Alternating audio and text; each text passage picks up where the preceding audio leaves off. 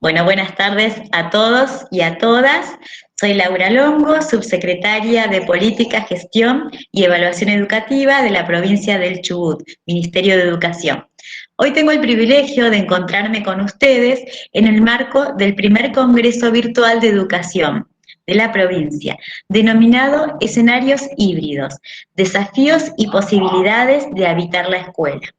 Este espacio está pensado para que junto a ustedes, colegas docentes, reflexionemos y analicemos la práctica diaria, con el fin de renovar y fortalecer nuestras prácticas educativas para contribuir a la mejora de la educación.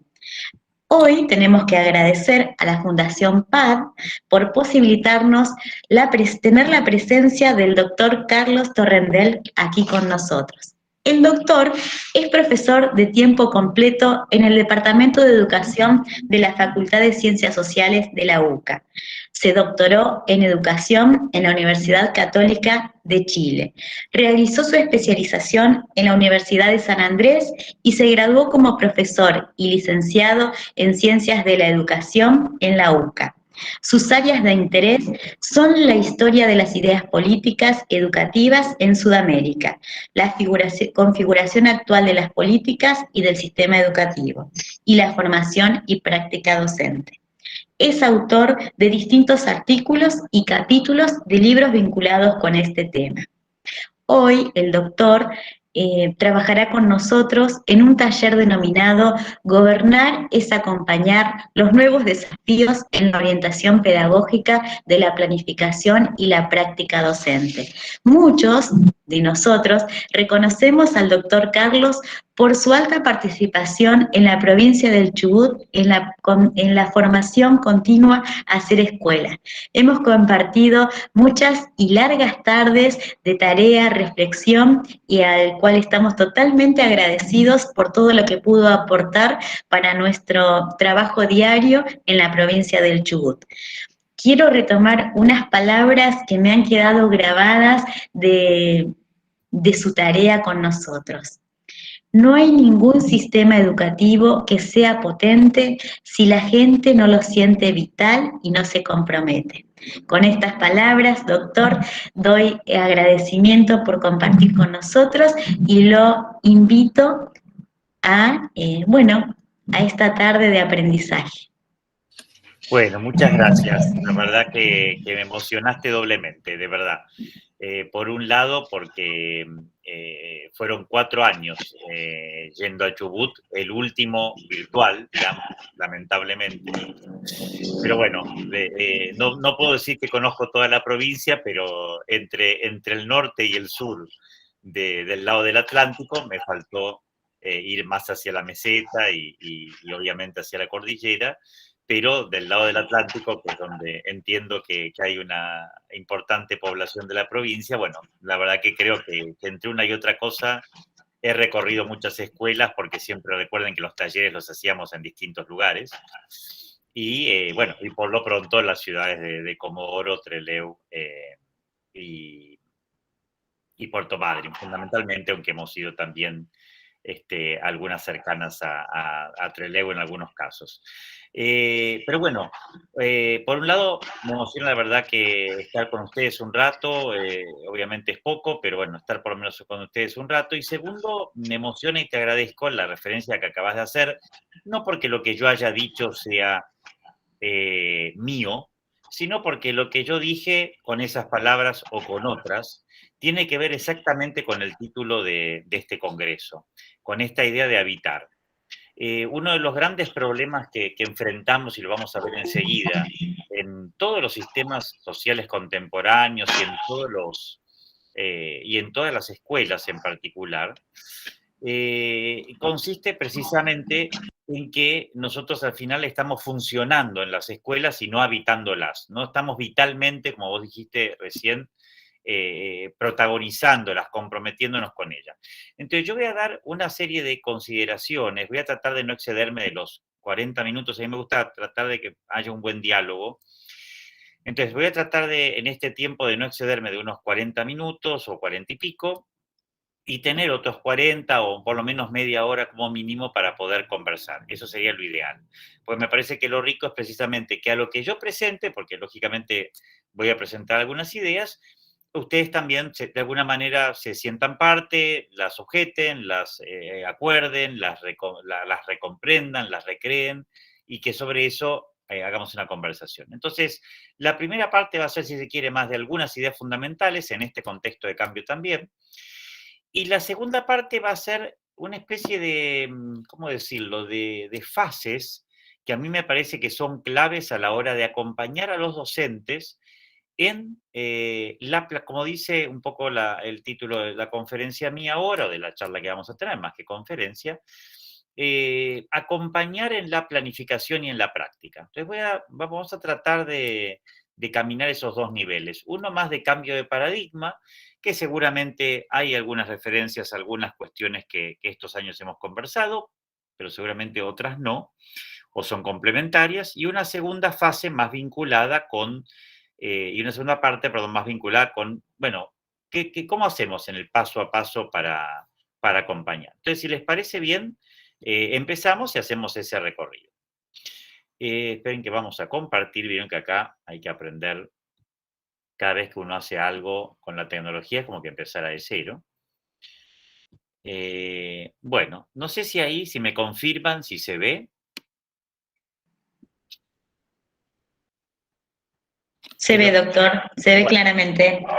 Yo prefiero, es más elegante hacer presentación de diapositiva, pero si no les molesta y se ve, cualquier cosa, si no me lo advierten, yo prefiero dejarlo así porque me es más fácil ir y volver. O si no, perdón, vamos a probar a ver. Porque como no va a ser, sí, es más fácil ir y volver, pero, a ver, vamos a ver si, no, parece que con este sistema resulta factible. Bueno, ok, ahí volvimos. Bueno, listo. Ahora ya entendí cómo es. Listo. Un segundito. Ahora está. Bueno, perfecto. Esta es un poco la idea que vamos a tratar en el contexto de este congreso. Agradezco mucho la iniciativa, la confianza del equipo del ministerio que nos vuelve a convocar. Obviamente, como siempre, el apoyo de Pan American Energy, que es vital en la vida de la provincia de Chubut y de otras provincias del sur, y también de la fundación que también hizo de enlace y ayuda en esta convocatoria. Bueno, vamos a dar un pasito.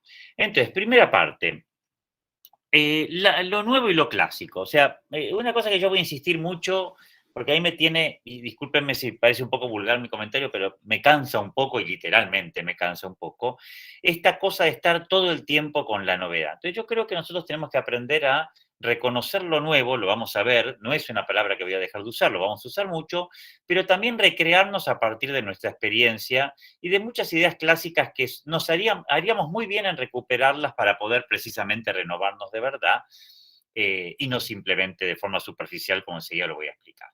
Entonces, primera idea fuerte. Yo voy a dejar acá, después las diapositivas las comparten, una serie de definiciones importantes. No me voy a poner a leer, voy a más bien explicar. Y de todas maneras, ustedes tienen esto luego para profundizar si lo quieren hacer. Una primera idea fuerte es esta cuestión de no tenerle miedo a la palabra poder, no tenerle miedo a la palabra gobierno. ¿Por qué? Y por eso yo insistí mucho en este título, que puede parecer un poco raro, porque uno está hablando de acompañar a los docentes, de liderar en la escuela, y uno de golpe pone la cuestión de gobernar es acompañar. Bueno, es que lo que tenemos que comprender es que precisamente la idea de poder, que fíjense que implica ser capaz de, si vamos a la etimología de la palabra, no tanto imponerme, sino ser capaz de, implica justamente un liderazgo de la gestión entendida como gobierno, o sea, como seamos capaces ¿de qué tenemos que ser capaces? Precisamente de reconfigurar lo que hacemos para de verdad acompañar. Este es el desafío. Para mí, como van a ver en muchos sentidos, el acompañamiento, por más que pueda parecer una palabra menor, la orientación, si quieren, pero prefiero todavía usar la palabra acompañar, es la palabra clave a la hora de ejercer el poder. Y ahí hay que distinguir tres conceptos que pueden servir para el ministerio, pero también para los supervisores, también para los directivos, también para los docentes. Comprender esta diferencia entre la idea de gobierno, que alude más bien a lo estructural, a lo institucional, definir una misión y un diseño, fijar una orientación estratégica, determinar objetivos, lo que podríamos llamar lo más objetivo desde el ejercicio de gobernar, lo estructural. Complementarlo con la idea de gobernabilidad, a veces se confunde, y en la Argentina, pese a que hay reina mucho el desorden en materia política, como sabemos, a veces se confunde gobierno con gobernabilidad. Cuando se confunde, las cosas obviamente terminan mal. Entonces, implica andar un pasito más, entender la idea de gobernabilidad, que tiene que ver con efectivizar las decisiones, preservar la unidad institucional, la proyección en el tiempo. Fíjense, establecer compromisos creíbles para generar confianza en las políticas adoptadas y reducir la incertidumbre. Esto es una idea clave que se logra también de la mano del acompañamiento. Y finalmente la idea de gobernanza, que en la Real Academia Española está vinculada, es una palabra que viene más bien del inglés, pero se ha traducido al castellano, que tiene que ver con esta idea de que gobernar es gobernar con los otros. O sea, uno no gobierna cuando se impone desde un poder central, uno gobierna cuando sobre la base de lo previo, del gobierno y de la gobernabilidad, se toman decisiones promoviendo, como dice allí, un sano equilibrio entre Estado y sociedad civil, que podríamos traducir un sano equilibrio entre el equipo directivo y los docentes, un sano equilibrio entre los docentes, los alumnos y las familias, distintos equilibrios que implica una capacidad de integración y de avanzar juntos y no bajo una lógica clásica de poder en el sentido señalado. Entonces, gobernar es acompañar. ¿Y qué significa esto? Yo cada vez insisto más en que gobernar, liderar, gestionar es acompañar y orientar protagonismos. Entonces, fíjense que parece una contradicción, pero ¿cómo? Yo tengo que acompañar y orientar protagonismos, porque si hay un protagonismo, entonces, ¿cómo lo oriento y lo acompaño? Bueno, es que eso es el desafío, ese es el desafío de gobernar seres humanos, vaya la novedad.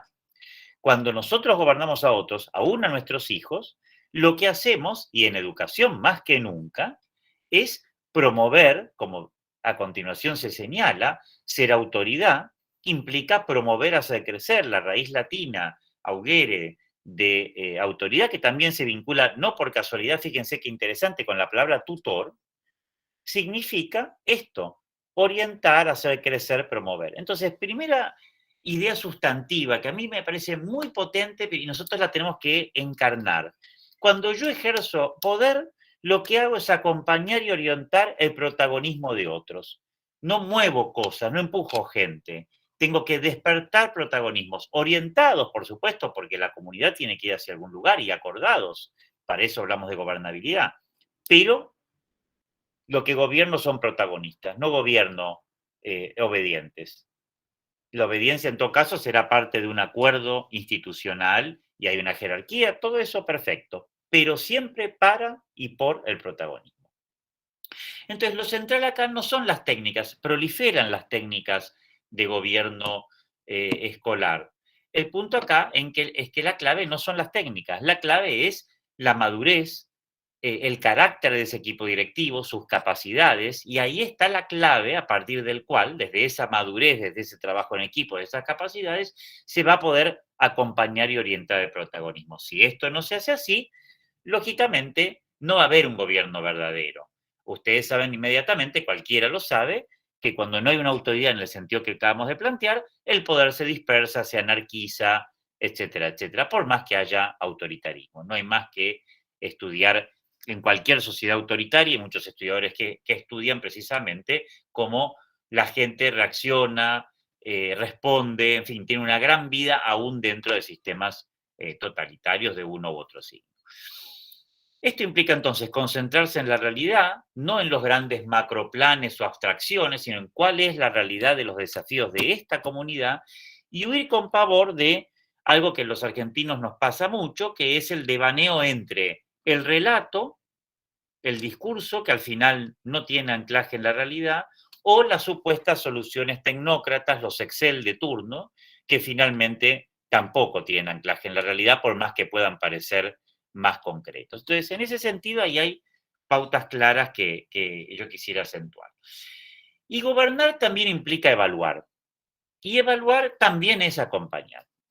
Y ahí alguno recordará, yo lo mencioné alguna vez, tal vez lo podemos volver a conversar, voy a hacer alguna referencia más adelante, que en inglés, y no es porque seamos fanáticos de la mentalidad anglosajona, sino porque en inglés se recupera una idea latina también, que tiene que ver con esta palabra assessment. Assessment es una forma de hablar de evaluación, no tiene una traducción literal al castellano, nosotros la traducimos como evaluación orientadora o se puede traducir como evaluación formativa. Y justamente la palabra assessment trae la etimología de esta, la etimología de asidere. Proviene en última instancia de este término latino asidere, que significa sentarme al lado de, y no por casualidad suena parecido también a asesorar. Entonces, evaluar es retroalimentar. En síntesis, yo quiero acompañar a mis docentes para que planifiquen y trabajen mejor. Bueno, la pregunta es cómo los voy a retroalimentar. No solo cómo les voy a dar órdenes, cómo les voy a pasar modelos, cómo les voy a dar instructivos, sino cómo voy a reunir tiempo, y luego lo vamos a conversar, planificar una nueva agenda para que la retroalimentación sea parte vital del gobierno, del ejercicio del poder sobre los docentes. Y por lo tanto, de ser un ejercicio que va a ser cruzado, porque también los docentes me van a retroalimentar a mí en mi función. Por lo tanto, gobernar es retroalimentar, gobernar es evaluar en este sentido, de sentarme al lado de acompañar, enseñar es retroalimentar, está muy probado, hay mucho texto, lo podemos conversar. Creo que yo hice alguna mención, algunos de ustedes lo habrán escuchado en alguno de los cursos. Hay mucha investigación que evidencia que solo se aprende cuando se retroalimenta. Pero fíjense, ya no es solo la intuición pedagógico-didáctica que nos dice eso, sino la misma investigación en distintos lados del mundo converge en demostrar que la gente, todos los seres humanos aprendemos sustantivamente cuando nos retroalimentan y nos evalúan de cerca, o sea, nos acompañan en la mejora continua de lo que estamos aprendiendo. Por lo tanto, también aprender es autoevaluarse, porque en esa retroalimentación yo reflexiono sobre lo que estoy haciendo y por lo tanto puedo entender en qué estoy más o menos, en qué estoy mejor, en qué estoy muy bien. Y sobre esa base, al reflexionar, puedo continuar la mejora. Entonces, fíjense cómo todo esto, uno puede decir, ¿y esto tiene que ver con gobernar, con ejercer el poder? Es que esto es ejercer el poder. También el poder pedagógico, no solo el poder directivo. Otra idea clave en este contexto pasa por el desafío del sentido. Y acá tenemos un problema muy, muy grave de la sociedad contemporánea, que tiene que ver en que los sistemas sociales, no solo la escuela, comienzan a funcionar cada vez más de forma burocrática y esa forma burocrática, por más que ahora esté ayornada por la tecnología, termina siendo un espacio poco habitable. Por eso me sintonicé mucho con la idea del Congreso. Yo ya no habito más la escuela. ¿Por qué no habito la escuela? Porque perdí el sentido. Y fíjense qué linda la raíz de la palabra sentido indoeuropeo.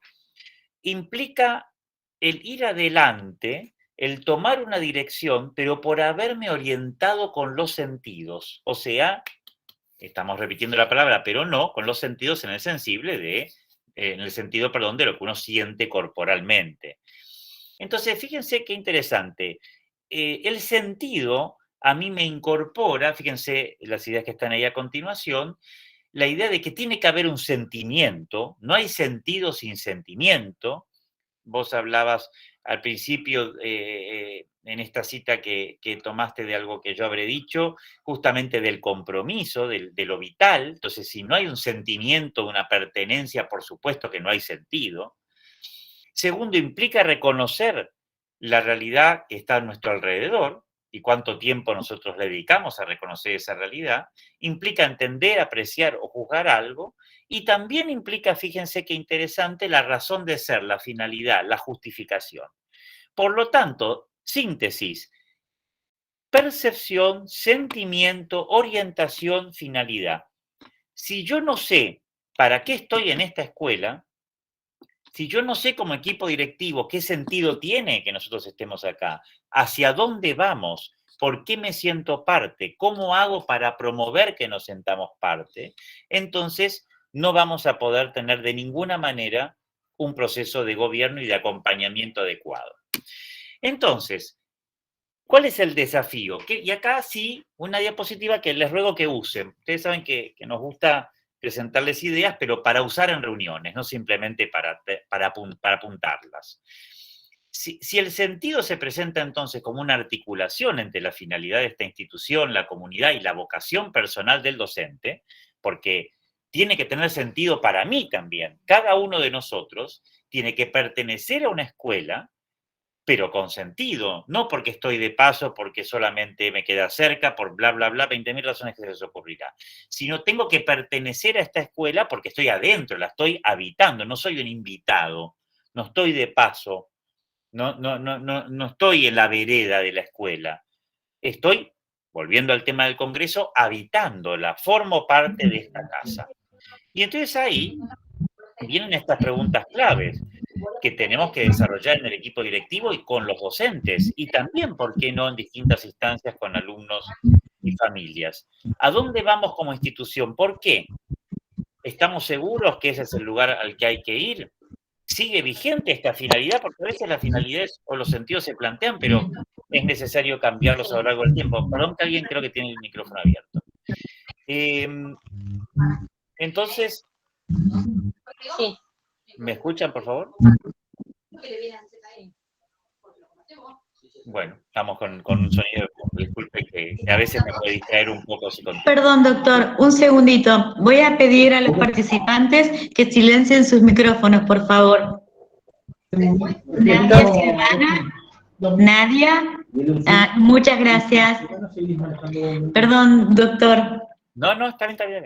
Entonces, preguntas que tenemos que incorporar en nuestra agenda de temas. Y cada tanto, yo una vez por año, tengo que reunirme con mi equipo directivo y algunos docentes, si no todos, y estar seguros de que el hacia donde vamos es compartido, es actual, es claro, más o menos entendemos lo mismo, nunca todos entendemos igual, pero más o menos entendemos lo mismo. Segunda pregunta o conjunto de preguntas. ¿Compartimos este sentido, además de declamarlo, o está solo puesto en la web, en algún documento, qué sé yo? ¿Dónde se evidencia que es común? ¿Cómo sabemos que lo compartimos? ¿Cuál es la evidencia de que está compartido ese lugar hacia donde vamos y, por lo tanto, que hay un asentimiento de todos?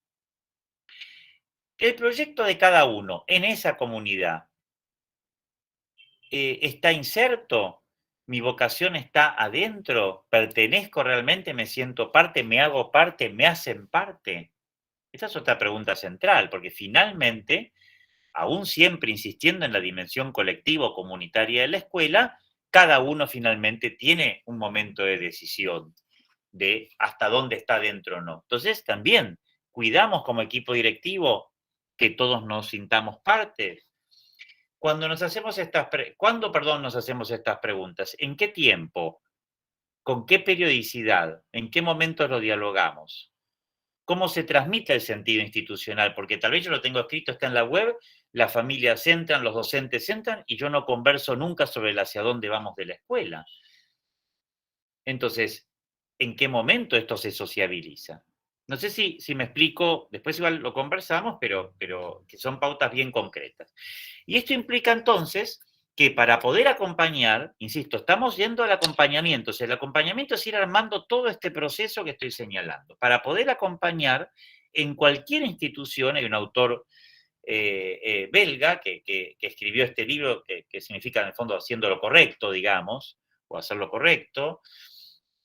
Fíjense, toda institución, él reúne, esto es algo, si se quiere, en parte clásico para nuestras escuelas, pero no del todo, por lo que vamos a ver, implica estos 5 niveles. ¿Qué ideales tenemos? Los bienes por los que nos unimos, la misión, se podría decir.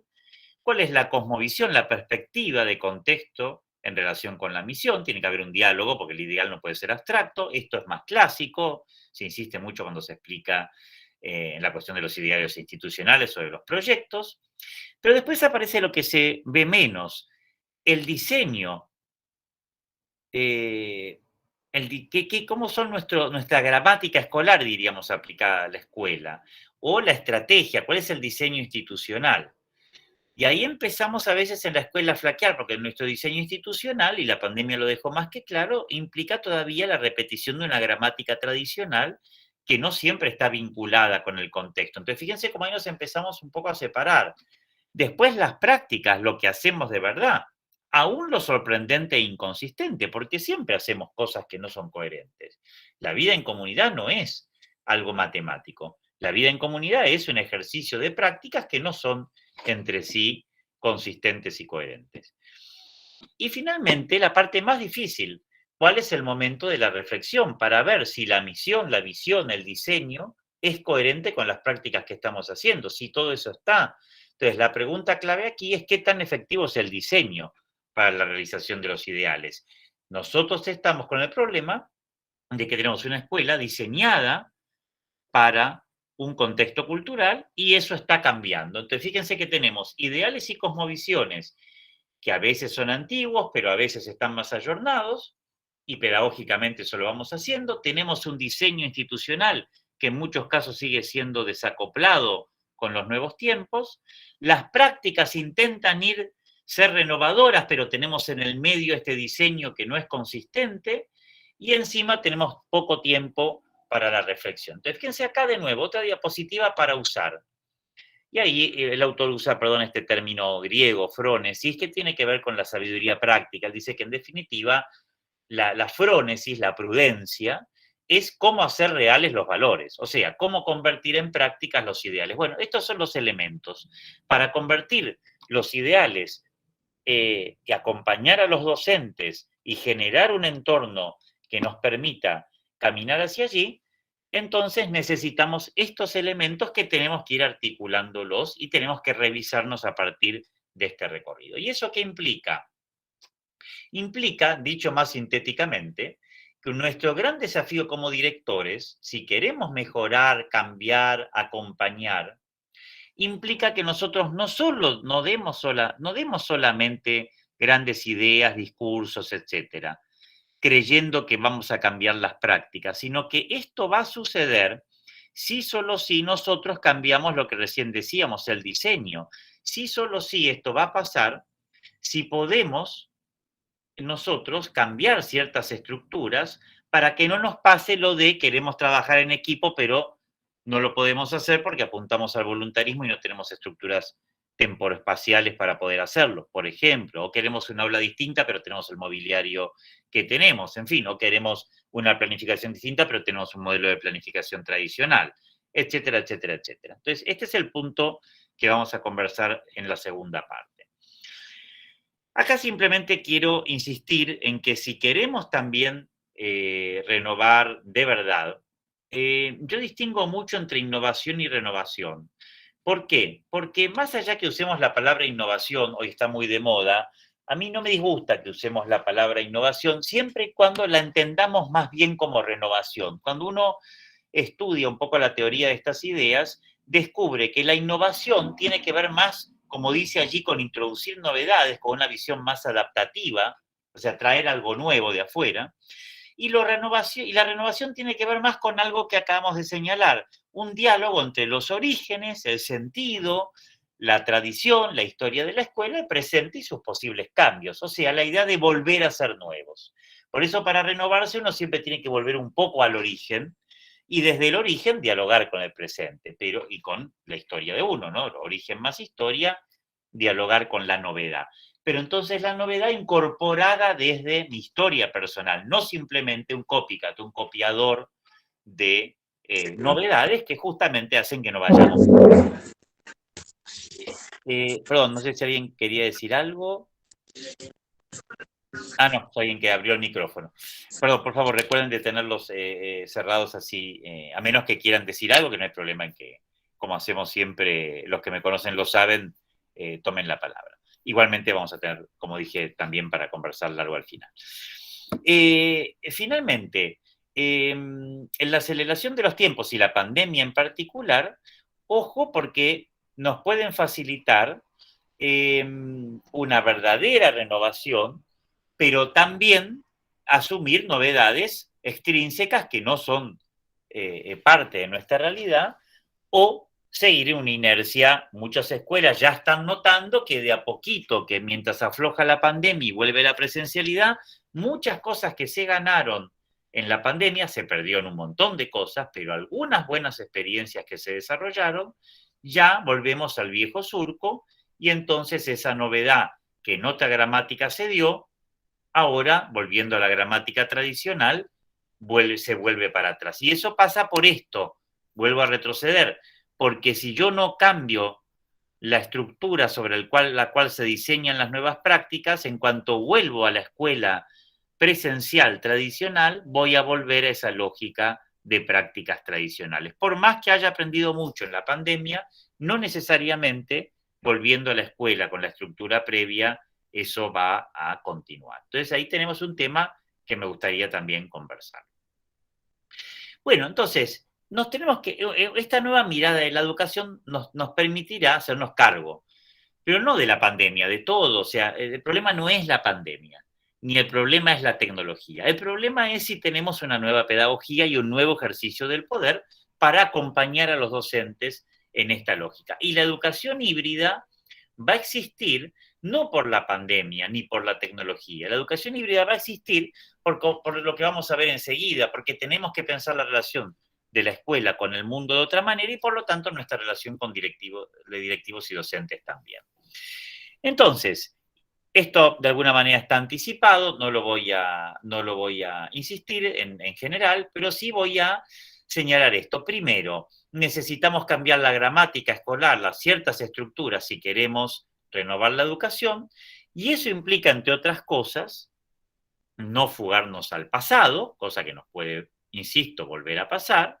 Aún en la pandemia hubo muchas experiencias. Yo, por ejemplo, conocí muchos docentes, sobre todo en la universidad, cuya única preocupación era cómo hacer que los chicos no se copiaran.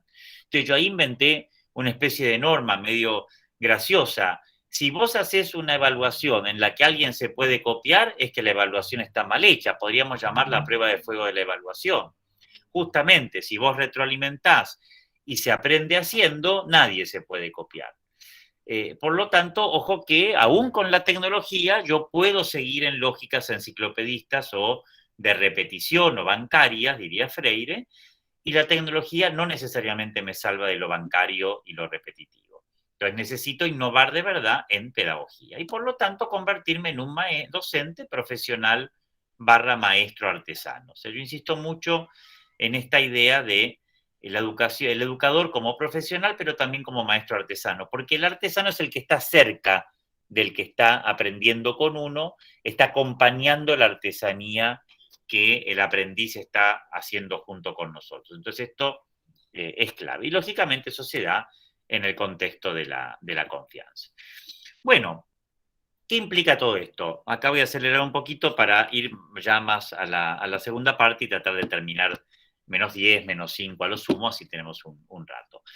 Que hay que hacer una serie de cambios de fondo. Y fíjense todos estos traspasos del aprendizaje estratégico o bulímico, como dicen algunos autores, o sea, me atraganto, perdón la imagen desagradable, pero muchos señalan que el alumno aprende a aprobar exámenes o aprende lo que el docente quiere escuchar y se atraganta muchas veces de conocimientos que, disculpen la expresión, devuelve en los exámenes, pero eso no implicó que los digirió. Entonces, algunos autores, fundamentalmente Perkins, pero no solo, también Ken Bain, etcétera, hablan del aprendizaje profundo. O sea, cuando alguien aprende, cuando caló eso que, y vamos a ver cómo, qué hizo.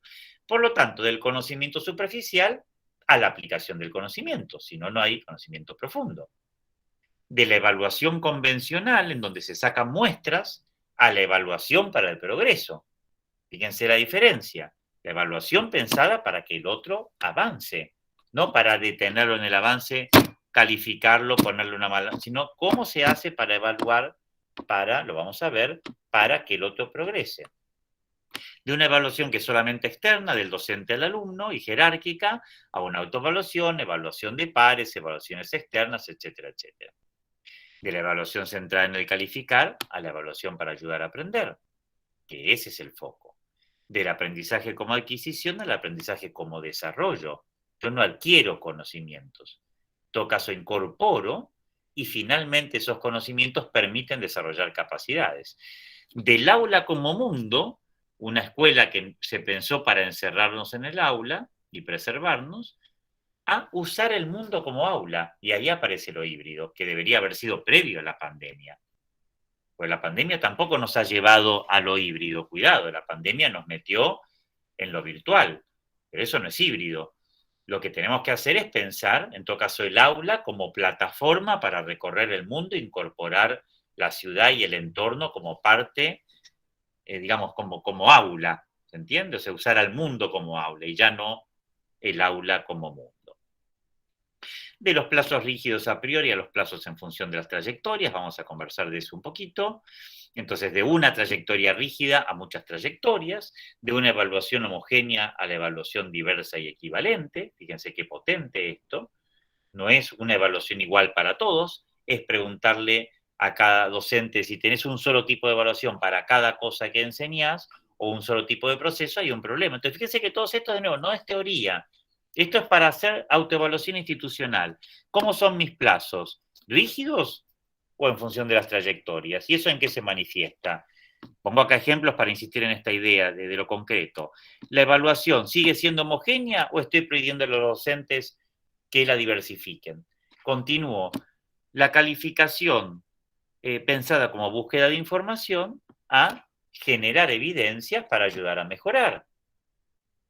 De la calificación a la retroalimentación, de los supuestos invisibles de la evaluación al uso de criterios y rúbricas, del conocimiento repetitivo al desarrollo de capacidades o hábitos, de los exámenes a los desempeños complejos. Los chicos no tienen que rendir exámenes ni pruebas, tienen que desarrollar productos complejos, como vamos a ver, que acreditan conocimientos, aptitudes, capacidades, valores. En síntesis, de la responsabilidad por enseñar a la responsabilidad por el aprendizaje de todos, que esa es la nueva ética docente, si se quiere. Pero fíjense que todo esto no es teoría, porque uno puede decir, bueno, Charlie nos está dando una charla más. No, cada uno de estos puntos es una, casi diría, una rúbrica o tips bien concretos para decir, en mi escuela, ¿qué pasa? Lo vamos a profundizar. Entonces, vamos a ir a lo concreto, así hacemos, son menos 20, perfecto, unos 15 minutos finales y dialogamos. Acá también va a haber diapositivas en esta línea. Entonces, la educación formalista tenía este recorrido, lo abstracto que implica el no compromiso, no se abren nuevos horizontes, el saber no está vinculado con la profesión y con la vida, etcétera, etcétera.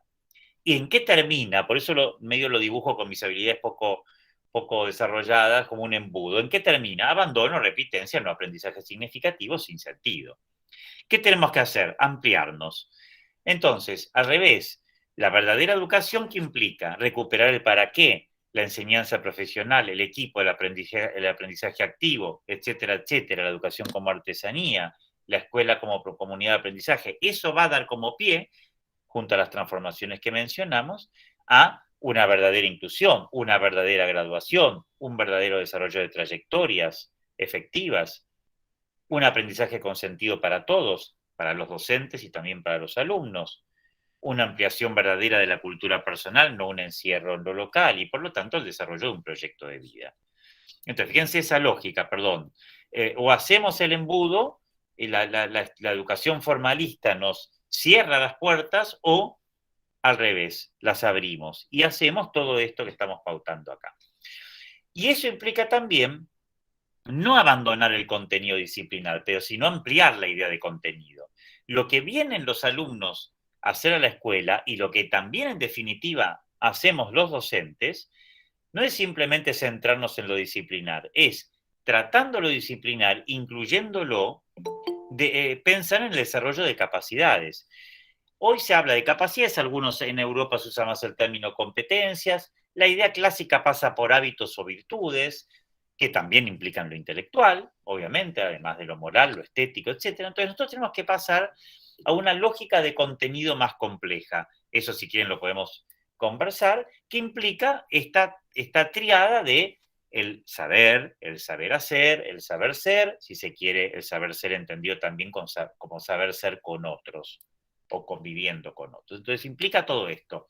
Y esa es la educación integral a la que tenemos que caminar y esa es la preocupación efectiva que debemos tener. Aquí hay simplemente una referencia para no caer en discusiones estériles. Hay gente que a veces dice, bueno, pero es competencia, es aptitud, es capacidad. Bueno, miren, ahí están las definiciones de la Real Academia Española, van a ver que todas se citan mutuamente, o sea que finalmente hay una circularidad.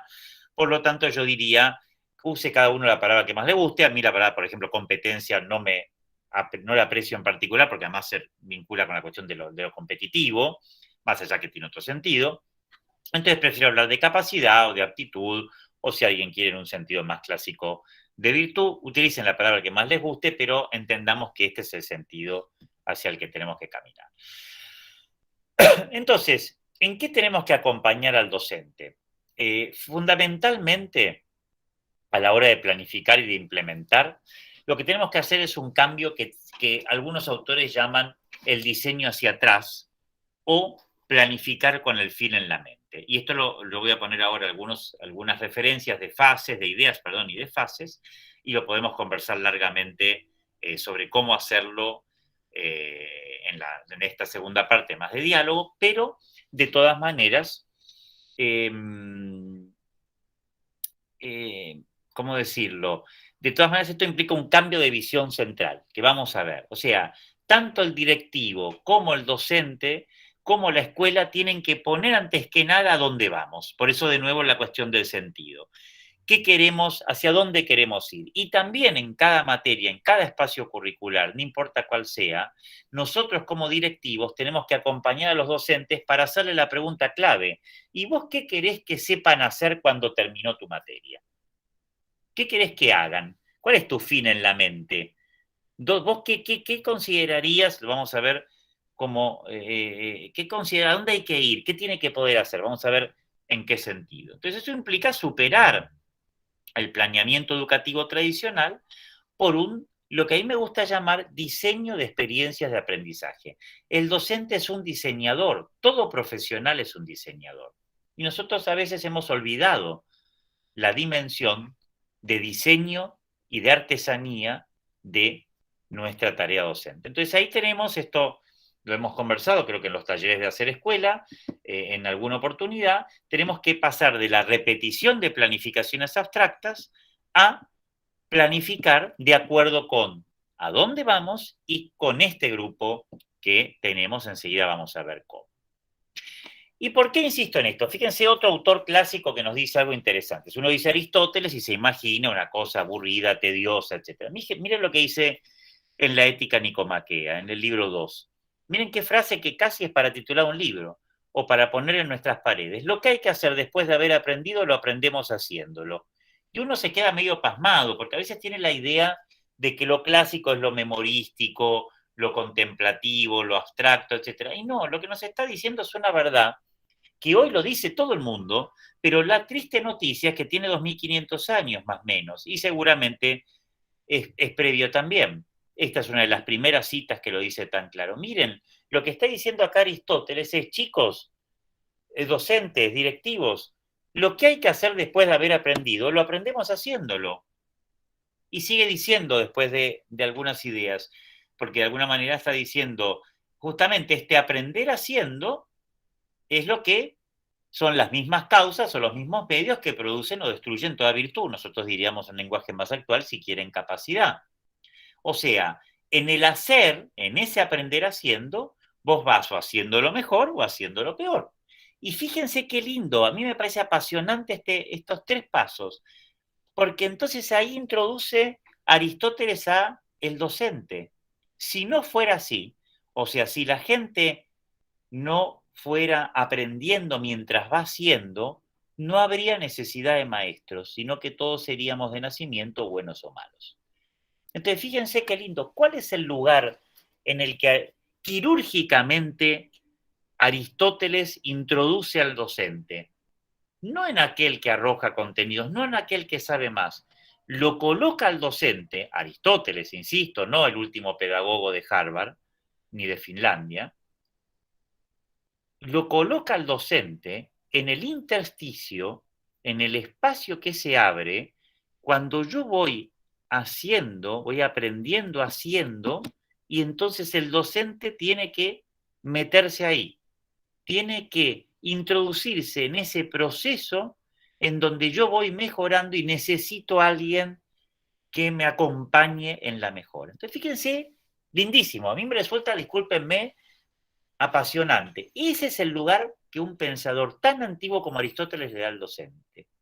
Y ese es el lugar que como directivos tenemos a la hora de acompañar a los docentes, en el aprender haciendo. Yo me introduzco en ese proceso por el cual, como está haciéndolo, todavía no lo sabe hacer muy bien, y siempre en última instancia estamos aprendiendo, el maestro aparece en el acompañamiento del aprender haciendo. A mí me parece un re hallazgo, fíjense, por eso digo, la renovación yendo a lo clásico, un re hallazgo central. En dos palabritas Aristóteles nos dice, chicos, ubíquense, se aprende haciendo y el docente es un acompañante del aprender haciendo. Y ya nos descalabró todo. Hemos construido una buena parte de la educación sobre la base de lo contrario de esas dos ideas. Y supuestamente lo hacíamos en función de la educación clásica. Y resulta que los clásicos nos dicen, miren, esto es lo que hay que hacer, aprender haciendo y acompañar en el aprender haciendo. A mí me parece muy relevante, muy consistente y muy orientador de nuestra renovación y de nuestra tarea. Entonces, en definitiva, haciendo un poquito un gráfico de lo que dice Aristóteles, que tenemos primeros aprendizajes, diría él, se aprende haciendo, ya en el juego de palabras me mareé, aparece el docente como maestro artesano, orientador o coach en inglés, en el sentido de el docente que está como entrenador, digamos. El docente como el lugar, ahora que hace poco tiempo fueron las Olimpiadas, el docente como aquel que está, no tanto haciendo de jurado, el que pone la nota, sino el docente que está acompañando, entrenando, ayudando a hacerlo cada vez mejor a los alumnos. Se entienden que en todas estas son imágenes, ¿no? Por supuesto, metáforas que nunca expresan todo completamente. Por lo tanto, algo que tal vez ya me han escuchado decir, pero lo vuelvo a traer simplemente como mención, no hay una sola trayectoria en la escuela que es la trayectoria de los estudiantes, y mucho menos la trayectoria de los estudiantes reducida a cuando les va mal. La verdadera trayectoria es entender que hay trayectos de todos. Los directivos estamos en trayecto, los docentes, entonces tenemos que aprender a gobernar este conjunto de trayectorias, y esto es acompañar a los docentes.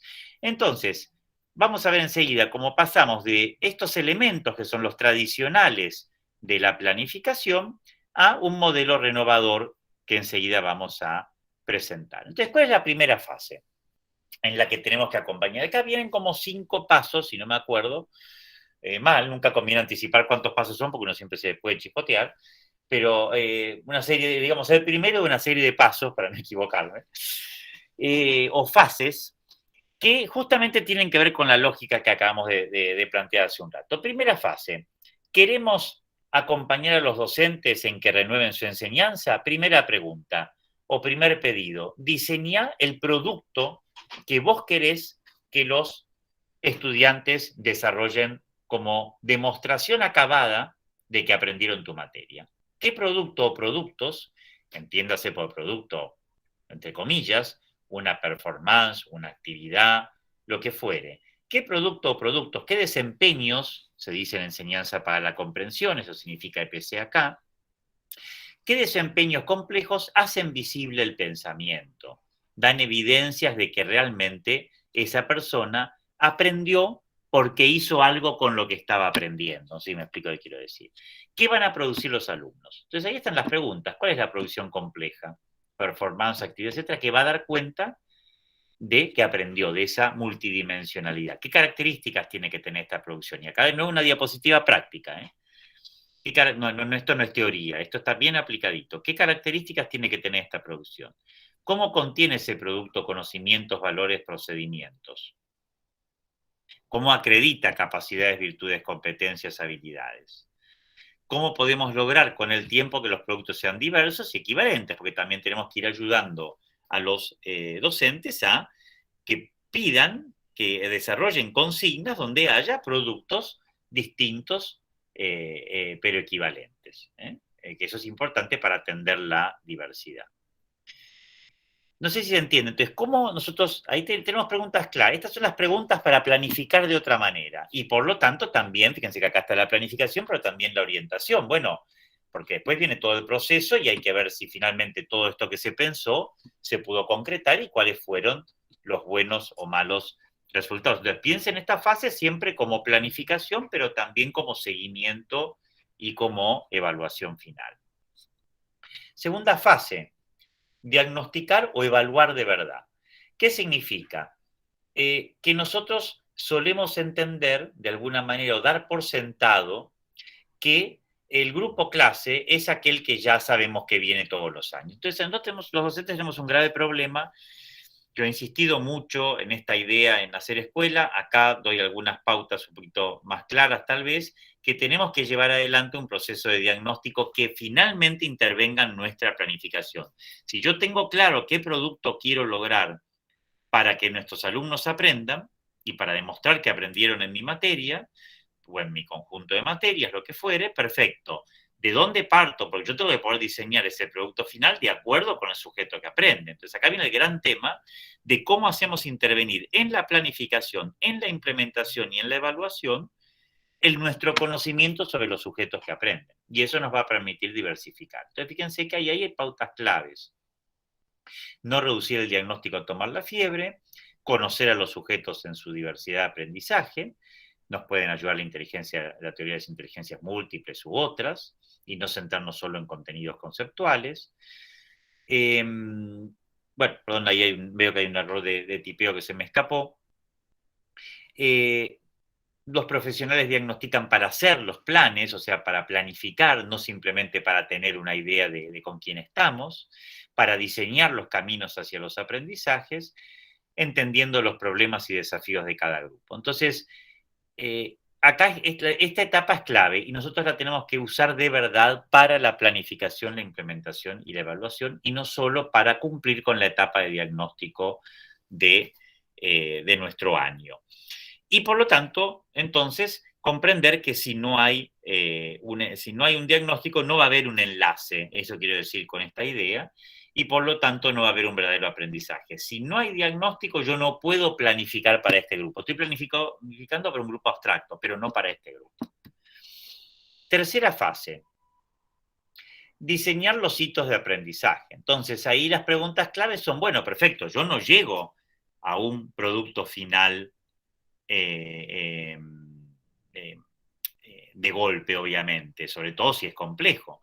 Yo necesito un paso a paso. Entonces ahí hay muchas ideas, sobre todo de Perkins, jugar el juego completo, hay la idea de aprendizaje pleno, auténtico y profundo, o sea, desarrollar una serie de productos que vayan ayudando al estudiante a desarrollar ese producto final. A veces pueden ser parte, esas evaluaciones parciales o productos parciales o desempeños parciales pueden ser parte del producto final, y alguien diría, pero ¿cómo? El desempeño final va a tener partes que ya se fueron desarrollando con tiempo y antes. Y sí, claro, ¿cuál es el problema? O sea, uno cuando aprende de verdad, aprende gradualmente, entonces tenemos que aprender no a sorprender con la evaluación, sino a que la evaluación casi todo el mundo deba sacarse 8, 9 o 10, porque si lo fue haciendo, si yo diseñé bien el proceso, lo irán haciendo tantas veces como sea necesario y aprendiéndolo a hacer en el proceso, que finalmente cuando llegan al final, como mínimo está bien hecho. Podrá estar alguno destacado, pero todos tienen que estar bien hechos.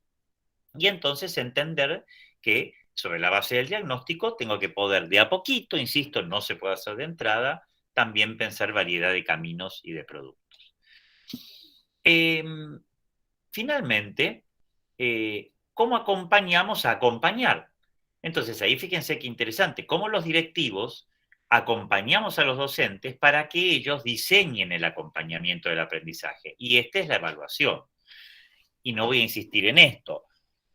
Si gobernar es acompañar o orientar el protagonismo y enseñar es lo mismo, tenemos que retroalimentar para enseñar, tenemos que generar espacios de autoevaluación para aprender, tenemos que evitar las calificaciones en los procesos. Yo sé que esto es contracultural, pero lo ideal es calificar en el proceso lo menos posible. Está muy investigado que la calificación limita el aprendizaje. Entonces, en ese sentido, tenemos que tratar de evitar calificar y tenemos que centrarnos en las rúbricas, los protocolos y la retroalimentación. Y ahí se da el círculo completo del assessment, o sea, de una evaluación orientadora.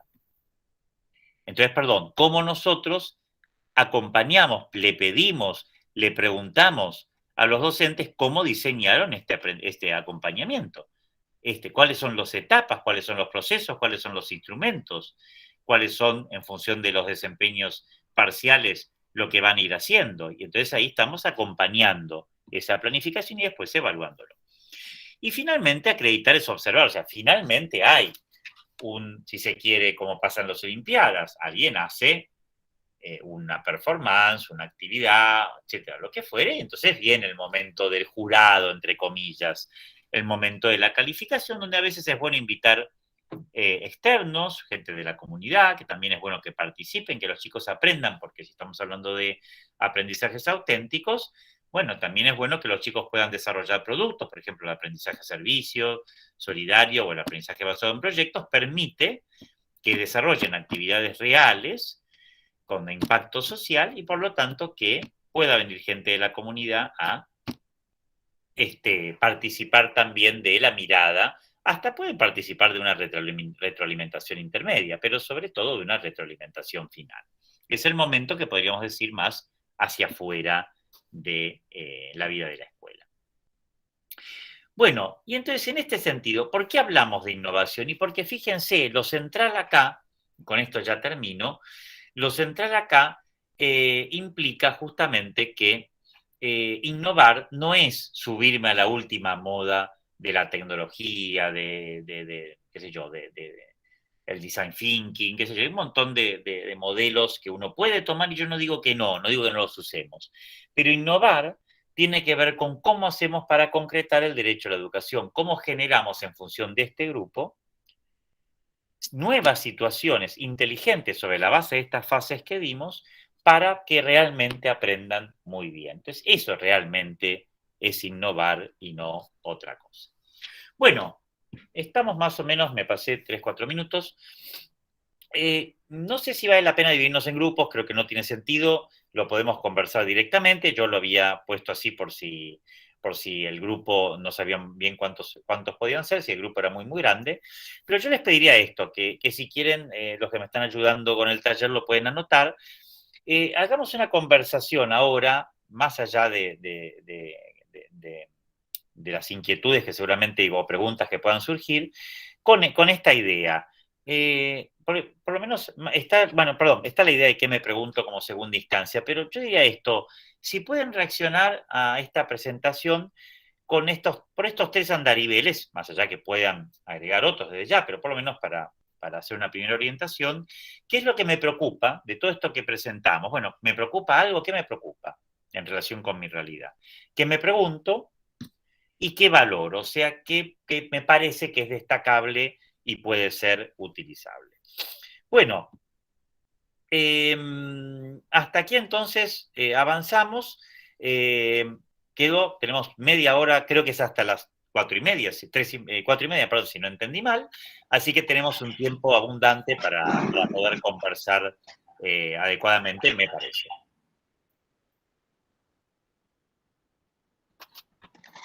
Profesor, ¿podría reiterar los 3 ítems? ¿Qué me preocupa? ¿Qué me preocupa? ¿Qué me pregunto y qué valoro? ¿Qué me pregunto y qué valoro? Muchas gracias. Exacto. Sobre esta base u otras, iniciamos la conversación.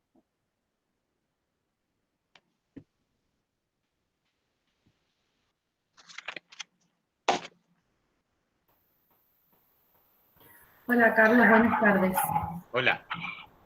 Y hola a todos. Un placer volver a oírte como siempre.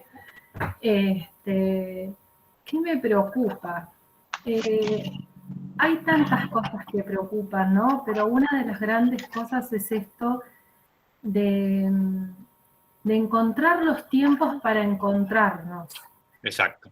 Y para poder hablar, poder acordar, realizando acuerdos, o sea, acuerdos reales, no una cuestión de directiva, No es lo mismo que un acuerdo. En un acuerdo todos damos nuestras partes, opinamos, somos parte de las decisiones que se toman, ¿no? Eso es lo que me preocupa. En estos tiempos de aceleración, de todo apurado, de muchas cosas que se solicitan también, estos tiempos, sobre todo hablo de primaria, que no tiene las institucionales, ¿no? Estos tiempos, si bien yo entiendo que hay que buscarlos, que hay que buscar la mejor manera, suelen ser muy complicados, porque hay docentes en doble función, porque a nadie le causa gracia reunirse fuera de horario. Entonces lo primero que hay que consensuar son los tiempos, ¿no? Eso es lo que me preocupa. Y tanto hablar de me preocupa, me olvidé de las otras dos. Bueno, ya te va a surgir. Mira, yo te diría como una primera respuesta, porque sabiendo que ese es el problema. Pero ese es el problema, como quedó evidenciado en la pandemia, porque nosotros tenemos estructuras de manejo del tiempo que son de la escuela tradicional, de la escuela tabicada. Entonces, como tenemos estructuras, o sea, tenemos el uso del tiempo, pero no está pensado para esto que vos decís, está pensado para otras cosas. Entonces, a mí me parece que la primera reunión que tenés que hacer, y soy muy concreto, es una reunión, ¿no?, en donde vos con tu equipo directivo y aquellos docentes que tienen más tiempo en la escuela, porque no se puede empezar, uno no puede atacar todo a la vez. Entonces, yo creo que hay que hacer una reunión con 10, 15 personas en donde uno paute con claridad, bueno, ¿cuál es el tiempo para qué y cuál es el tiempo que vamos a tener juntos? Y yo lo pondría abierto. O sea, ¿cuál va a ser nuestra reunión semanal o bisemanal de 1 hora? No pretendan, porque a veces uno pretende todo y finalmente no logra nada. Entonces yo diría, bueno, estamos acá 10 o 15. Tenemos que mejorar la escuela. Bueno, perfecto, como todo, porque todos tenemos que mejorar todo, así que eso no es un problema de una escuela, sino de todas. Entonces yo diría, bueno, a ver, ¿cuál es el tiempo para trabajar en equipo y cómo lo vamos a respetar y a fijar? ¿Qué peligros tiene este tiempo? ¿Puede estar atacado? Porque decimos, bueno, viernes 10 de la mañana, pero resulta que después digo, pero yo me olvidé que tengo no sé qué, el otro. Bueno, no, revisémoslo bien. Entonces a mí me parece que hay, disculpame si te parece banal la respuesta, pero cuando una rectora de Alverno College, no me acuerdo si esto lo he relatado alguna vez, le preguntaron, de una rectora que fue muy famosa por el cambio pedagógico que hizo en la universidad, le preguntaron, ¿qué fue lo más importante que hizo para poder cambiar o para iniciar el cambio en la universidad? Lo único que respondió, que casi era para pedirle la renuncia, pero bueno, como se había hecho famosa después de 40 años de un gran éxito, más que pedirle la renuncia había que felicitarla, lo único que respondió fue, lo más importante que hice fue pautar tiempo para que los docentes trabajaran en común. Entonces, si después de 40 años una mujer, rectora de una universidad norteamericana, que se reconoce como una universidad que en sectores muy pobres logró tener un éxito reconocido en todo Estados Unidos, la respuesta que te dan, en vez de citar a Platón, a Aristóteles, a Freire, qué sé yo, es darle tiempo a la gente para que trabaje en común, y yo diría prestémosle atención. Entonces, a mí me parece que eso que vos acabas de plantear y que te preocupa es totalmente lógico, porque efectivamente eso es lo más importante. Si, es como decir, no sé, como si yo quisiera decir, bueno, hoy voy a dar clase, pero las 48 horas previas a dar clase no voy a comer. Y bueno, entonces no voy a dar clase, porque lo más probable es que se quede desmayado a la clase. Entonces esto es lo mismo. Hay elementos estructurales básicos, pero que tienen que ser resueltos en comunidad. Entonces yo diría, la primera pregunta con las personas que detectes es cuál es ese tiempo y cómo lo vamos a defender. Y después, si se quiere, mirá, después de eso, y ahora, ¿para qué lo vamos a usar? Pero el para qué te diría que es secundario. Primero es el acuerdo de por lo menos encontrar 1 hora. Y yo estoy seguro que 1 hora hay, por semana o cada 2 semanas. Sí, y sí, ahí sí. se empieza. Bien, gracias.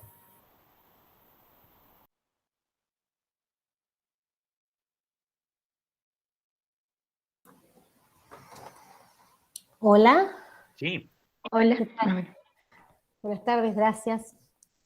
Nada, escuchando a la colega y un poco recuperando todo lo que el doctor Torrendel comentó recién, me voy a mi experiencia. Yo soy maestra jardinera, hoy en otro cargo, pero Recuerdo también en mi paso por la dirección que esto era una preocupación, ¿no? Cómo gestionar los tiempos institucionales.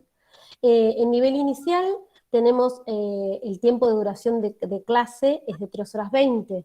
Entonces me acuerdo que nos preocupaba a todas, era una situación también que habíamos atravesado de mucho tiempo de paro, de pérdida de clases, entonces se nos ponía como una dualidad en cómo hacíamos para tener tiempos institucionales sin restarles los tiempos de clases a los estudiantes. Exacto. Entonces, entre varias cuestiones que surgieron, pensamos, bueno, esta media hora que teníamos a modo institucional, que a veces servía y a veces no, porque no teníamos los tiempos, no habíamos planificado, si se quiere, Claro. cómo construir estos espacios de compartir y de construir conocimiento.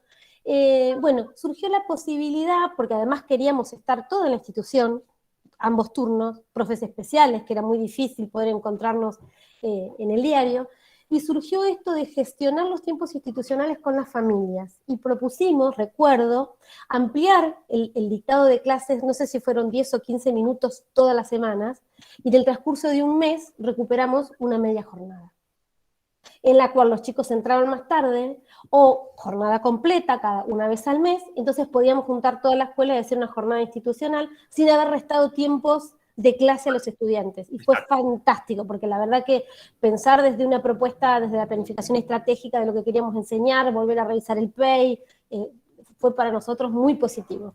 Así que bueno, quería sumar mi experiencia. No, te agradezco mucho el ejemplo, porque me parece, empieza a aparecer bien la flexibilidad.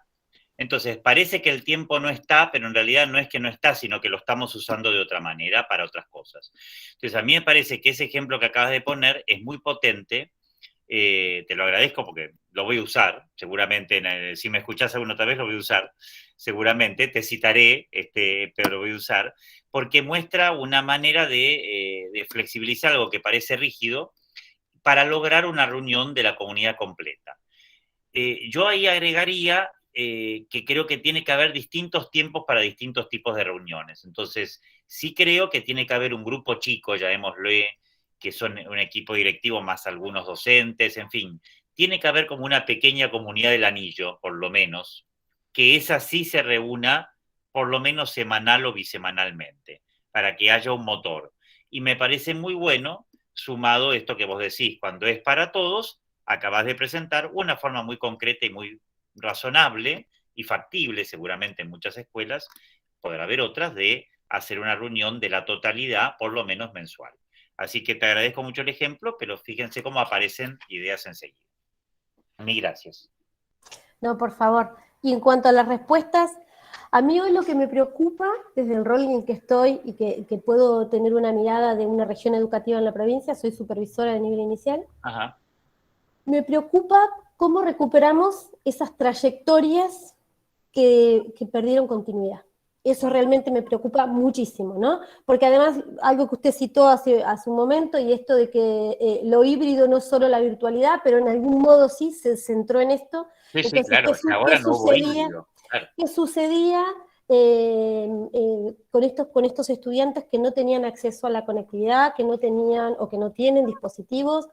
Creo que mi experiencia puntualmente fue poder trabajar con la comunidad de directores con la que conformamos un equipo de área. Nosotros somos, soy supervisora de la región 2 de Puerto Madryn, somos 3 supervisoras con 3 áreas de diferentes escuelas.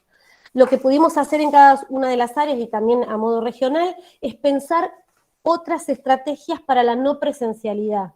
¿Sí? Recuperamos, armamos dispositivos, cajas viajeras, juegos, otras formas, pero así todo, yo creo que sí, digamos, analizando, poniendo en valor estas metas que teníamos de llegar a la mayor cantidad de niños y familias posibles, esa es mi preocupación y gran desafío.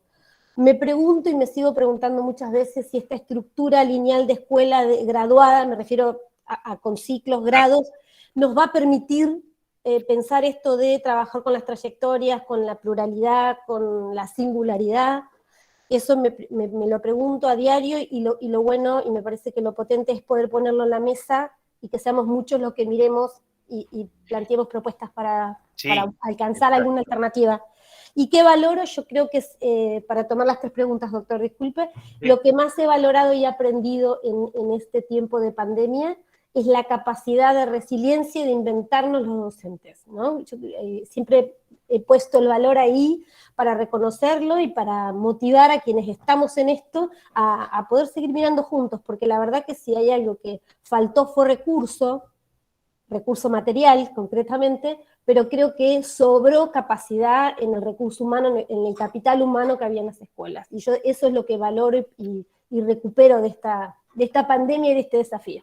Gracias. Te agradezco. Mirá, empiezo por el final. Justo hace un par de semanas, no por gran mérito mío, sino por un exalumno que está trabajando en el programa de LAGE de América, estuve unos 15 minutos debatiendo con LAGE sobre educación, el 21 de septiembre. Y fue una situación medio incómoda porque, si alguno después lo ve, se dará cuenta, porque la pregunta de él venía por el lado de, bueno, estamos en una catástrofe de la educación. Bueno, ustedes vieron el discurso ese famoso de que todo en la educación argentina anda mal. Y yo le traté de explicar, costó bastante, que el problema no es el sistema educativo, el problema es justamente lo que vos acabas de decir. Yo cada día que recorro más escuelas, y no se lo digo por hacer demagogia, encuentro directivos, supervisores y docentes que son mejores que los resultados que logran. No sé si me explico qué quiero decir. Paradójicamente, contrariamente al informe McKinsey, que algunos dicen, bueno, ningún sistema educativo es mejor, el límite del sistema educativo, el crecimiento está vinculado a cómo son los docentes. Miren, a veces nosotros estamos logrando un sistema educativo que es peor que los docentes que tenemos o que los directivos y supervisores que tenemos. ¿Por qué se explica eso? Porque efectivamente yo creo que ahí, no voy a alargar, hay una crisis de la política educativa que es muy antigua en la Argentina y que tiene que ver también con el modelo de política educativa que sigue siendo del siglo XIX, pero que pone justamente poco el foco en esta lógica de gobernar es acompañar. O sea, a mí me parece que ese es el gran desafío. Un supervisor, de hecho, debería ser un experto en acompañar y en asesorar y en orientar. Es el gran maestro del acompañamiento en una red de escuelas, en un distrito, región, territorio, como se llama en cada provincia. Entonces, a mí me parece que ahí hay un tema clave. O sea, nosotros tenemos que lograr justamente poner en valor. Por supuesto que hay docentes malos, ya lo sabemos, ustedes me han contado muchas cosas que pasan, además de las cosas buenas me han contado las malas, sabemos que hay docentes que faltan, en fin, sabemos que hay un porcentaje de docentes que no están haciendo las cosas bien, eso lo sabemos, pero eso pasa en todas las profesiones, no es ninguna novedad ni nos puede sorprender. Lo que la lástima es que tenemos que lograr justamente generar una política educativa que acompañe mejor lo que los buenos docentes, directivos, supervisores están pudiendo hacer, justamente para lo que vos decís, para tener resultados. Entonces, me parece que eso se conecta con la primera referencia tuya, que es la preocupación por lo que pasó. Yo creo que nosotros no podemos dejar de, lamentablemente, asumir que una pandemia es como una guerra. O sea, cuando vos estabas en Londres o en Berlín y pasaban los aviones tirando bombas, bueno, me imagino que las escuelas, como es obvio, de hecho se mandaron muchas escuelas a los campos, no funcionaban como en una época normal. Y seguramente ni los ingleses ni los alemanes aprendieron como si hubiera sido como un momento común y corriente. Entonces, nosotros tenemos que asumir que hubo una tragedia externa, una tragedia que además al relacionarse con un país en crisis y con un sistema educativo que no había llevado adelante procesos de hibridación y con familias que no tienen los recursos para esa situación, ni la cultura para esa situación, se ha generado un vacío. Bueno, la pregunta ahora en la línea de lo que vos decís es, ¿cómo vamos a volver a las escuelas para cambiarlas? Este para mí es el lema. O sea, por favor, no volvamos al viejo surco. Yo tengo que tener la respuesta, que en parte creo que las preguntas que se plantean acá sirven para eso. Yo tengo que llegar corriendo a la escuela y la primera reunión urgente, además de cómo recuperamos a los chicos, es qué aprendimos de la pandemia que tiene que quedar. Entonces, y tenemos que tener por lo menos 3 ideas. Yo no digo 20, y si tenemos 20, mejor no tengamos 20, pues no las vamos a aplicar. Pero tengamos 3 y resolvámoslas. O empecemos por una. Pero por favor, volvamos a la escuela para tirarla abajo y hacerla de nuevo en el buen sentido del término. Si no volvemos con esa actitud, va a pasar lo que vos decís. Vamos a volver a la escuela tradicional y va a ser muy difícil recuperar las trayectorias en una escuela que no está pensada para eso. Entonces, ahí es clave el rol de los supervisores, porque la política educativa, no lo digo por ustedes, pero lamentablemente recorro mucho, y lo sé, la política educativa es como el maléfico doctor no. Siempre te dicen lo que no se puede hacer. Entonces, tenemos que empezar a pensar qué es lo que vamos a poder hacer, qué cosas nuevas vamos a poder hacer. Si están prohibidas, cambiar las micronormas, porque a veces no son macronormas, son disposiciones y resoluciones que cambia una o dos personas nada más. Y sí, y que hay que hacerlo con el diálogo con la comunidad, por supuesto.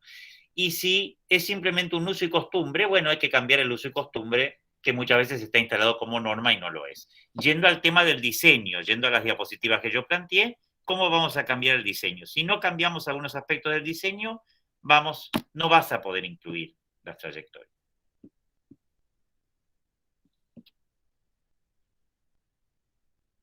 Verónica veo que introdujo un chat, no sé si lo querés leer. O lo leo yo, como quieran. Perdón, está silenciada. Ahora sí. Ahora sí. Hola Carlos, ¿cómo estás? Hemos compartido algunas capacitaciones de hacer escuela. En realidad a veces me quedé pensando en relación a lo que decía la chica anteriormente y lo que vos le contestabas. Es también parte de nuestra idiosincrasia que siempre nos quedamos como enfocados en lo que está mal, en lo malo, y perdemos de vista, aunque a veces es mucho más lo que pudimos capitalizar, lo que pudimos aprender, lo que por ahí toda esta situación terrible nos obligó a ayornarnos, a modificar un montón nuestras prácticas, y perdemos de vista que en realidad fueron muchas más las cosas positivas. En relación a esto, que yo pude ver la entrevista que tuviste con Laje, en relación a esto que planteabas de la visión terrible que plantea en cuanto a la educación. Es algo que también por ahí lo charlamos mucho dentro del equipo directivo en la escuela. A veces en un plantel de 100 docentes y a veces terminamos en las reuniones haciendo foco en los 4 o 5 que no estamos muy conformes y perdemos de vista los otros 90 que en realidad Exacto. están. Es Es como lo mismo cambiar que el pasa, foco. porque hay una visión en la educación tradicional, en el mal sentido del término, que es encontrar lo que anda mal. Yo a ello lo llamo, en ciencias sociales, le puse un nombre medio divertido y medio complejo, tal vez, la epistemología de la desgracia.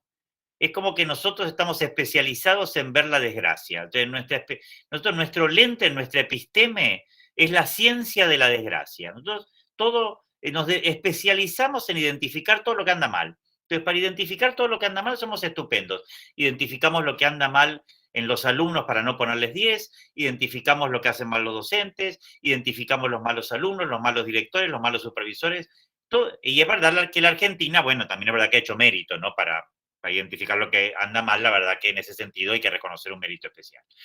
Entonces, pero con la epistemología de la desgracia, vos no vas a salir adelante, porque vos para aprender, vos no aprendés a manejar solo mirando a los que chocan.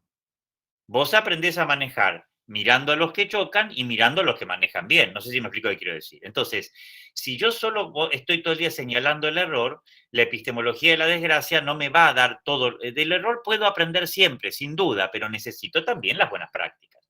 Entonces, en ese sentido, me parece que lo que acabas de decir es clave. Cómo ponemos en valor lo que se hace bien, cómo lo difundimos, cómo lo escribimos. Ahí los supervisores pueden ocupar un rol, que es pedirle, ¿encuentran una buena práctica en una escuela? Bueno, pídanle a cada escuela que en una página, no les estoy dando una tarea de hacer un libro, cuenten una buena práctica en una página o hagan un PowerPoint de cómo lo hicieron de 10 diapositivas. Y cada vez que se reúnan, en vez de reunirse a llorar, hay 15 minutos de la buena práctica del mes. Como el empleado del mes, pero la buena práctica del mes. Es una pavada lo que te estoy diciendo. Pero no lo hacemos, ¿por qué? Por la epistemología de la desgracia. Porque las reuniones tienen que ser para bajar normativa, y para ver qué es lo que anda más o menos. Y alguna vez, bueno, lo que anda bien. No digo que siempre sea así, por supuesto, estoy generalizando. Pero sistematicemos el compartir buenas prácticas y eso va a dar ideas. Entonces, te agradezco porque me parece que es un camino clave. Sí, creo que en las reuniones, es decir, uno trata de modificar lo que está mal. Entonces bajás línea. En cambio, si uno resaltara lo que está bien, lo que está mal cae por su propio peso. Es decir, por comparación. Entonces lográs lo mismo, pero sin ese... Sí, o tal vez hacer otra pregunta. Y preguntarle al error otra cosa, que puede ser, ¿qué aprendimos de lo que salió mal? Entonces ya es otra mirada, ¿entendés? No es qué salió mal y por qué. ¿Qué aprendimos de lo que salió mal?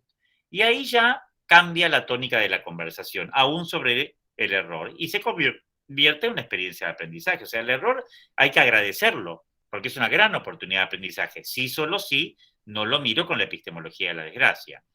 Y además otra cosa, perdón, que tiene que ver con lo que se comentó. Fíjense que hasta el tema de trayectorias educativas, con lo que comentaste hace un rato, me dio a pensar otra cosa. Muchas veces se termina acotado a... La trayectoria educativa es un concepto que termina reducido al chico problema o al que tiene dificultades. No, todos tienen trayectorias educativas. Y digo algo más que no se dice mucho o no se dice nunca. Todos los alumnos tienen fortalezas y debilidades. También los tienen los que parece que tienen solo fortalezas. Porque tal vez el chico que tiene 10 en todo, tiene 10 en todo lo que se le pone nota, pero hay otras cosas que no se le pone nota que no tiene 10. Y en eso también tiene que mejorar. Y yo no lo estoy incluyendo. Si al que tiene 10 no lo estoy ayudando a mejorar en su debilidad, entonces yo no lo estoy incluyendo, por más que para el mundo esté en la medalla, tenga la medalla de oro, de honor o sea el abanderado. Entonces, ojo que el tema de trayectorias es para todos y además todos tenemos fortalezas y debilidades, incluso los que creemos que tienen todas debilidades. Entonces, por favor, pongamos en valor la idea de trayectoria incorporando las dos cosas, también los docentes, sin duda. Perdón, Verónica, no sé si querés que lea lo que escribiste o... No es necesario porque está dentro de lo que charlamos. Perfecto. Bárbaro. Profesor, Marlene acota, es el trabajo que venimos haciendo, incluso recuperando estrategias para intervenir ante conflictos emergentes. Darío dice, excelente, Darío dice, es verdad, lamentablemente vemos lo malo y no nos centramos en lo bueno que logramos. Viviana, creo que la clave es el valor que se le da al error. Entonces, fíjense, pero esto cómo de nuevo lo sistematizamos. Me parece que esa es la preocupación. Por eso creo que hay que modelar mejor el tiempo.